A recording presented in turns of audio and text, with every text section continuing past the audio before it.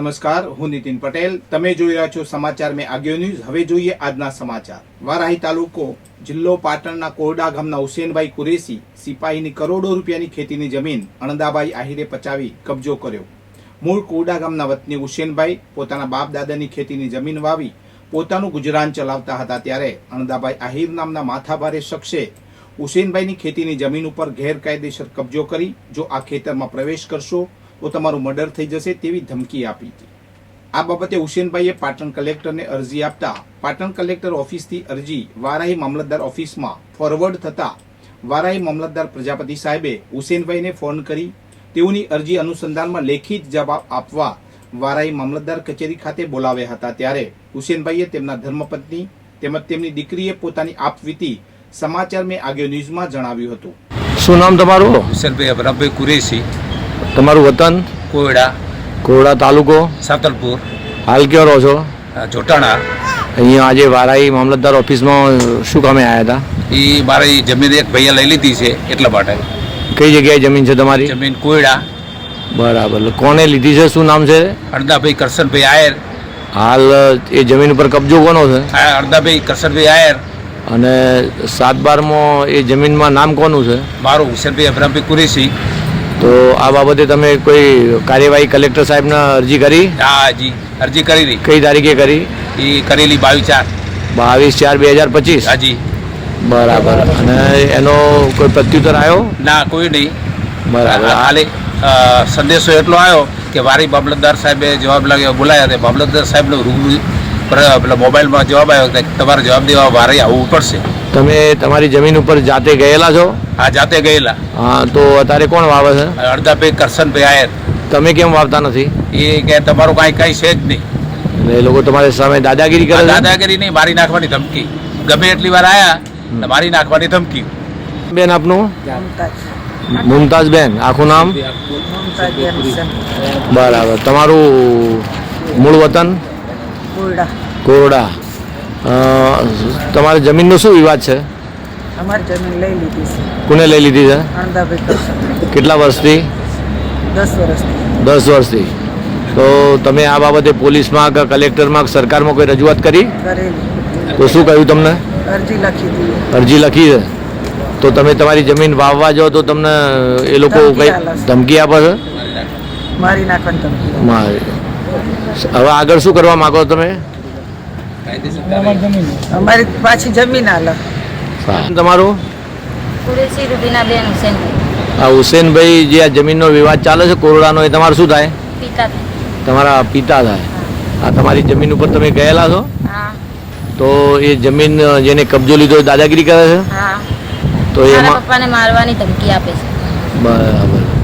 હાલ તમે એ લોકો તમારા પપ્પાને ક્યાં રહે છે? જોટાણા. જોટાણા તમારે શું થાય? જોટાણા મોહાર થાય. મુસાળ થાય. સારું. શ્રી ગુરુ રવિદાસ વિશ્વ વિદ્યાપીઠનું સુરતમાં સર્કિટ હાઉસ ખાતે રાષ્ટ્રીય અધ્યક્ષ અને ઉત્તરાખંડના પૂર્વ મંત્રી અને ધારાસભ્ય રવિદાસચાર્ય સુરેશ રાઠોડજીના અધ્યક્ષસ્થાને પદવીદાન સમારંભ યોજાયો. આ વિશે આચાર્યશ્રીએ વિસ્તૃત માર્ગદર્શન આપેલું. તેમજ અમો મહાપીઠના મહામંત્રી તરીકે પોતાના પ્રવચનમાં જણાવેલ કે ગુરુજીના વિચારો પ્રત્યેક ઘર સુધી પહોંચે, સમાજમાં શૈક્ષણિક સામાજિક સંગઠન ક્ષેત્રે સમાજ એક થાય તેવું માર્ગદર્શન આપેલ. આ પ્રસંગે પ્રદેશ અધ્યક્ષ શ્રી નટુભાઈ પરમાર, મારા સાથી મહામંત્રી ડીસી પરમાર, પૂર્વ આઈએસ અધિકારી આરજે પટેલ તેમજ દક્ષિણ ઝોનના પ્રભારી ભાઈ શ્રી સતીશભાઈ ચૌહાણ, મહિલા વિંગના પ્રદેશ અધ્યક્ષ ડોક્ટર તરલિકા રાજ તથા પ્રદેશ ઉપાધ્યક્ષ અને જાણીતા બિલ્ડર સુરેશભાઈ પરમાર તેમજ દક્ષિણ ઝોનના વરિષ્ઠ આગેવાનો ઉપસ્થિત રહ્યા હતા. વિશ્વ મહાપીઠની અંદર આજે જે સુરતની અંદર આપણે બધા ઉપસ્થિત થયા, માનનીય અધ્યક્ષ સુરેશ રાઠોડ સાહેબનો પણ પરિચય કરાવું કે કાલે આખો દિવસ દિલ્હીની અંદર પ્રદેશની કારોબારી હતી અને એમનું કાર્યક્રમ ફૂલ ટાઈટ હતો, છતાં પણ નટુભાઈના મારા આગ્રહને માન રાખી અને સુરતના આપણા સતીશભાઈની ખાસ એવી ભલામણ હતી કે ભાઈ આપણા રવિદાસ આચાર્ય શ્રી સુરેશભાઈ રાઠોડ સાહેબ આપણા વચ્ચે ઉપસ્થિત રહે. એટલા માટે આપણી વચ્ચે આટલા બધા કાર્યક્રમમાં વ્યસ્ત હોવા છતાં આપણી વચ્ચે ઉપસ્થિત થયા. તો આ આપણા રવિદાસ આચાર્ય શ્રીનું જે આ પીઠનું મહત્વનું ઉદ્દેશ એ હતો કે આ બધાને આપણને એક જ સમાજના બધાની વચ્ચે આપણને બધાને ભેગા કરે. કારણ કે તમે જમ્મુ ગયા તો જમ્મુમાં કોઈ તકલીફ ઊભી થઈ કરો એટલે જમ્મુમાં તો તમારો કોન્ટેક્ટ થઈ જાય અને આપણો સમાજનો માણસ એટલે તમને તરત મદદરૂપ થઈ જાય.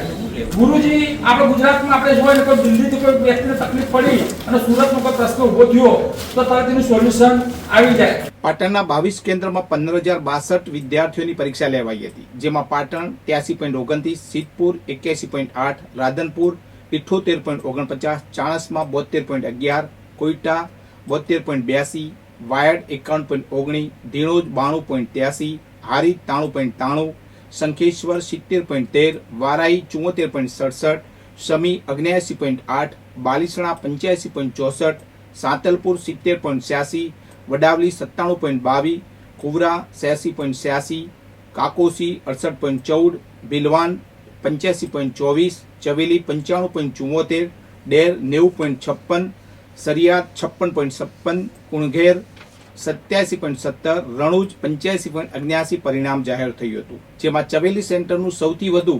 95.74% છે, જ્યારે વાયડનું 51.19% સૌથી ઓછું પરિણામ છે. પાટણ જિલ્લામાં 10 એસએસસીનું પરિણામ જાહેર થતાં જિલ્લાના 15,062 વિદ્યાર્થીઓ પૈકી 300 વિદ્યાર્થીઓ A1 ગ્રેડ હાંસલ કર્યું છે, જ્યારે 1210 વિદ્યાર્થીઓએ A2, 2124 વિદ્યાર્થીઓએ B1 અને 3033 વિદ્યાર્થીઓએ B2 ગ્રેડ મેળવ્યો છે.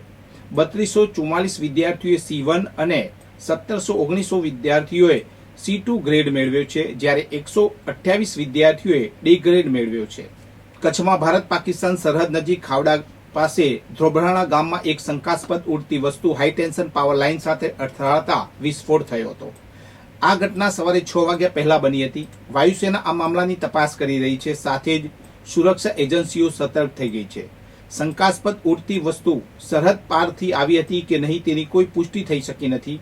ભુજના દુર્ગમ ખાવડાના સરહદી ધોબરાણા ગામમાં પ્રતિબંધિત વિસ્તારમાં આજે વહેલી સવારે સંદિગ્ધ વસ્તુ ધ્યાનમાં આવતા સુરક્ષા દળ અને વિવિધ એજન્સીઓ સતર્ક બની છે. આ મામલે સઘન તપાસ હાથ ધરી છે.